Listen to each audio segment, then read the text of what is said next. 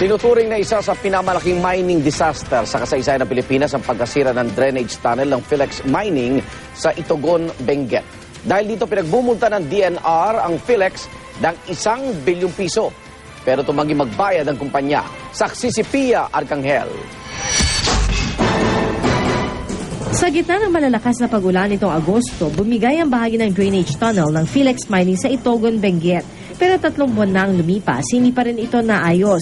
Kaya ayon sa Mines and Geosciences Bureau o MGB, umabot na sa 20 milyong metriko tonelada ng mga umano'y toxic o nakalalasong sediments ng minahan ang tumatagas mula sa mga tailing pond nito patungo sa mga daluyan ng tubig sa Itogon. Bagamat hindi kasing lala ang lason o toxicity, higit pa rin daw ang dami niyan sa mine tailings na natapon ng Mark Hopper sa Boac River na Marinduque, batay sa eksklusibong panayam ng GMA News Online sa MGB.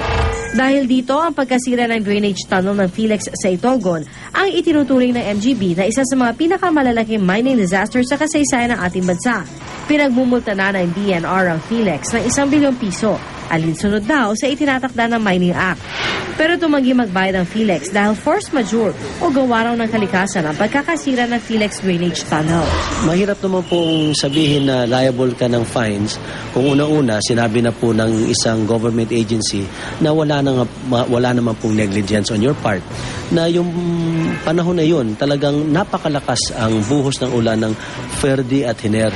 Pagtitiyak ng Philex, tatapusin ang naumpisa ng cleanup operation. Linisin namin po kung ano man pong sedimento na lumabas dahil doon sa pag-discharge, dahil doon sa nagkaroon ng butas sa tailings pond, ay aayusin po namin po yun. Sa hiwalayat, naunang panayam ng GMA News Online, iginiit ng Philex na kung pagmumultahin sila, ay matatapos ang responsibilidad nila sa paglilinis. Pero giit ng MGB, hindi katwiran ng force majeure para takasan ang obligasyong magbayad ng multa at maglinis.